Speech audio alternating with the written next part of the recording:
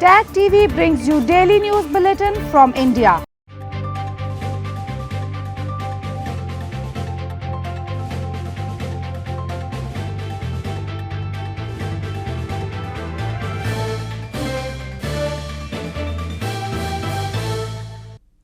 Good evening, welcome to South Asia Newsline. I'm Uzma Jafri. Here are the top stories we are tracking for you on Friday, the 19th of March. India sees sharpest 5-day rise in COVID-19 cases in 10 months. Pakistan Army Chief reaches out to India, says time to bury past, move forward. And Sri Lankan PM visits Bangladesh to attend 50th anniversary of independence.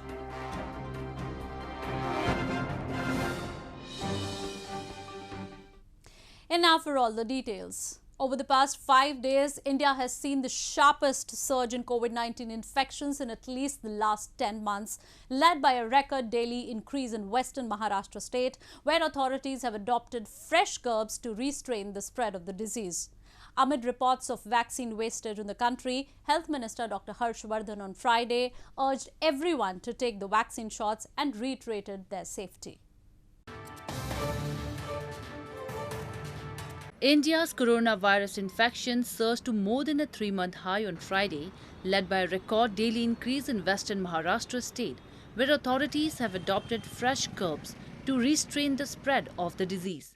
India's overall tally of infections stands at 11.51 million after 39,726 new coronavirus cases were reported on Friday, its highest since November 30. Maharashtra, Punjab, Karnataka, Gujarat and Chhattisgarh states exhibited a steep rise in daily new cases, together accounting 80.63% of the daily new cases.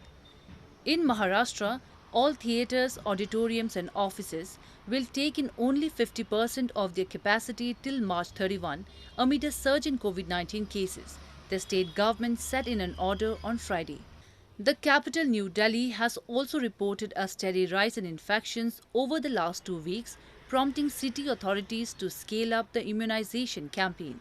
India's Health Minister Dr. Harsh Vardhan on Friday, while speaking in the Parliament, said no one should have any doubts about the COVID-19 vaccines and urged everyone to take the vaccine doses without fear. वो ये कहना चाहते हैं कि vaccine के बारे में कोई अपने मन में किसी भी प्रकार का भ्रम न रखें और आपको जो सुविधा उपलब्ध कराई है भारत सरकार ने, प्रधानमंत्री मोदी जी ने नेतृत्व देकर उस सुविधा को अपने निकट के सरकारी या प्राइवेट अस्पताल में जाकर और एक फोन से अपनी बुकिंग कराकर आप उस वैक्सीन को लीजिए. Since starting the campaign in mid-January, India has administered more than 39 million doses of COVID-19 vaccine and aims to inoculate 300 million people by August. In news from Pakistan, in a rare consolatory note, Pakistan's Army Chief General Qamar Javed Bajwa on Thursday called for arch rivals India and Pakistan to bury the past and move towards cooperation. His statement follows an unexpected joint ceasefire announcement last month between the militaries of the two countries. Pakistan's Chief of Army Staff General Qamar Javed Bajwa called on Thursday for arch rivals India and Pakistan to bury the past and move towards cooperation. The overture follows an unexpected joint ceasefire announcement last month between the militaries of the two countries along their de facto border in Kashmir, having exchanged fire hundreds of times in recent months. Addressing a think tank event in Islamabad, General Bajwa, however, stressed that the burden was on India to create a conducive environment and said Pakistan had hope in the form of US President Joe Biden's new administration, which could help facilitate peace in the region. It is time to bury the past and move forward. But for resumption of peaceful process or meaningful dialogue, our neighbor will have to create conducive environment. Nuclear-armed neighbors Pakistan and India have fought 3 wars, and in 2019 tensions rose dramatically when India conducted an airstrike on terror launch pad of Jaish-e-Mohammed terror group in Pakistan in response to Pulwama terror attack, which killed at least 40 Indian paramilitary personnel. Pakistan continues to see a sharp increase in daily COVID-19 cases. The country on Friday recorded 3,449 new cases of the deadly infection, taking its positivity rate to 8%.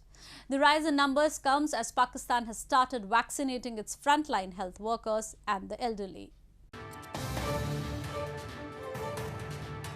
Pakistan's coronavirus positivity rate spiked to 8% on Friday after 3,449 new coronavirus cases emerged during the last 24 hours. According to government data, the number of total confirmed cases in Pakistan now stands at 619,259, with at least 13,757 deaths so far. Meanwhile, as Pakistan is seeing the sharp increase in COVID-19 cases, the country has ramped up vaccinating frontline health workers and older people with over 1 million doses of Sinopharm donated by longtime ally China. On Thursday, the country's 68-year-old Prime Minister Imran Khan also got his COVID-19 vaccine shot in the arm. With a population of 220 million and largely reliant on COVAX vaccine sharing initiative for poorer nations, Pakistan last month allowed private firms to import the coronavirus vaccine and agreed to expend them from the price caps. However, on Thursday, the health ministry said it had reversed its decision to allow uncapped prices for COVID-19 vaccines imported by private firms, a move that coincided with the arrival of a first shipment of a privately imported Russian Sputnik V shots. Moving on. Baloch activists highlighted gross human rights violations by Pakistan, including the issue of Baloch missing persons allegedly abducted by Pakistani forces during their intervention at the ongoing UNHRC session in Geneva. They demanded the United Nations to intervene and form a fact-finding committee to probe the matter. Baloch activists, during their intervention at the ongoing 46th UNHRC session in Geneva, highlighted gross human rights violations in Balochistan, including the issue of Baloch missing persons who have been forcibly disappeared by Pakistani forces over the past several years. The activists expressed concern over increase in cases of enforced disappearances and extrajudicial killings of Baloch political activists and innocent civilians by Pakistan, as they demanded the United Nations to intervene to stop the ongoing genocide and form a fact-finding committee to probe the matter. Extrajudicial abduction and enforced disappearances by shadow of military agencies have been a feature of life in Balochistan for 2 decades. I request immediate attention of this council toward the Balochistan. That the Pakistan army is committing worst human rights violation in Balochistan. The government of Pakistan has always treated Balochistan as a conflict zone from where truth does not see the light of the day. Activists blame there has been a sharp rise in human rights violations in Balochistan since the launch of the multi-billion China-Pakistan economic corridor, which has also led to displacement of Baloch people and has only brought death and destruction instead of economic opportunities. During Thursday's opening session of the Moscow talks on Afghan peace, Russia said it hoped international talks in Moscow would breathe new life onto the Afghan peace process. Following the Moscow conference, a joint statement was issued in which the 4 primary representative countries, Russia, China, the US and Pakistan, stated that they would not support the return of the Islamic Emirate system in Afghanistan. Russian Foreign Minister Sergei Lavrov during Thursday's opening session of the Moscow talks on Afghan peace said that despite the peace agreement between the US and the Taliban in Doha, the security situation has continued to deteriorate. The talks are designed to give a boost to negotiations between the Afghan government and the Taliban in Qatar's capital Doha, stalled lately by government accusations that the insurgents have done too little to halt violence. US Special Envoy Zalmay Khalilzad's presence was a sign of Washington's increasing efforts to attract support among regional powers for its plans for Afghanistan, where it has agreed to withdraw its forces after nearly 20 years. Following the Moscow Conference on Afghan Peace held on Thursday, a joint statement was issued in which 4 primary representative countries, Russia, China, the US and Pakistan stated that they would not support the return of the Islamic Emirates system in Afghanistan. The statement also recognized the will of the Afghan people for peace, called for a reduction in violence from all sides, and for the Taliban to not launch a spring offensive, and reiterated calls for a negotiated settlement for the conflict. The Moscow gathering will be followed by a meeting of regional players in Turkey next month and a summit that Khalilzad has asked the United Nations to organize. Moving on to news from Sri Lanka. Sri Lankan Prime Minister Mahinda Rajapaksa arrived in Dhaka on Friday for a two-day visit to take part in ongoing Golden Jubilee celebrations of Bangladesh independence, along with the birth centenary of the father of the nation, Sheikh Mujibur Rahman. The 10-day-long celebrations will be attended by several other world leaders under separate schedules in view of the COVID-19 pandemic. Sri Lanka's Prime Minister Mahinda Rajapaksa arrived in Bangladeshi capital Dhaka on Friday on a two-day official visit to participate in Golden Jubilee celebrations of Bangladesh's independence and the birth centenary of father of the nation, Sheikh Mujibur Rahman. Rajapaksa was received by his Bangladeshi counterpart Sheikh Hasina upon his arrival and accorded a grand ceremonial guard of honor at the airport. He was scheduled to hold bilateral talks with the Bangladeshi leadership later in the day.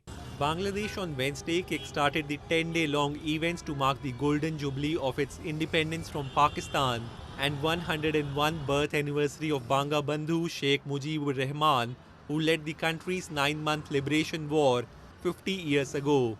Streets and strategically important places and structures in capital Dhaka have been decorated with colorful festoons, flags and banners for the celebrations, which will be attended by several other world leaders including Indian Prime Minister Narendra Modi under separate schedules in view of the COVID-19 pandemic. The Bangladesh government had postponed major events to mark the birth centenary of Mujibur Rahman in March 2020 following the outbreak of COVID-19. The birth centenary celebrations will now be marked throughout this year till the country's Victory Day, which falls on December 16. Armies of India and Uzbekistan participated in the second edition of the annual joint exercise where they underwent training for counter-terrorism and counter-insurgency operations in rural and urban environment. The military exercise Dastlik 2 began on March 10 and will end on Friday. The second edition of India-Uzbekistan joint military exercise Dastlik 2 was held in India's northern Ranikhet town on Thursday to boost defense ties. The first edition of the joint military exercise has taken place in Tashkent in November 2019. Around 45 soldiers each from both the armies participated in the second edition of the annual joint exercise, where they underwent training for counter-terrorism and counter-insurgency operations in rural and urban environment. The Uzbek Army team and our Indian Army team, consisting of troops from the 13 Kumaon, have been training out here in a joint exercise basically for counter-terrorism and counter-insurgency operations in a rural and an urban environment. Firing, search and cordon operations, jungle shooting drills were among the activities done during the exercise that had begun on March 10. Around 3,500 couples belonging to economically weaker sections of the society tied the nuptial knot at a mass wedding held in India's northern Lucknow city on Thursday. Mass marriages are popular especially among the economically backward sections of Indian society as they help to reduce the financial burden on the parents of guardians of brides. As many as 3,500 Hindu and Muslim couples got married in a mass wedding ceremony in India's northern Lucknow city of Uttar Pradesh state on Thursday. Organized by the Uttar Pradesh government, the brides from both the communities sat with their grooms and performed wedding rituals as per their respective traditions. गरीबों का जो परिवार है मतलब जिनके पास पैसा नहीं है शादी कराने का वो सरकार निर्णय ले रही है. Mass marriages are popular traditions, especially among the economically backward sections of Indian society, as they help to reduce the financial burden on the parents or guardians of the brides. Conventionally, the family of a bride in India is expected to bear the expenses of a lavish wedding and also give dowry to the bride and groom, deemed as gifts to the bride, which could be in cash or kind. Well, that's all we have for you from South Asia this evening. Now our viewers can watch the show on SouthAsiaNewsline.com. You can also visit us on Facebook.com/SAsiaNewsline and follow us on Twitter @SAsiaNewsline. That's all in tonight's edition. We will see you same time next week. Have a great weekend. Good night.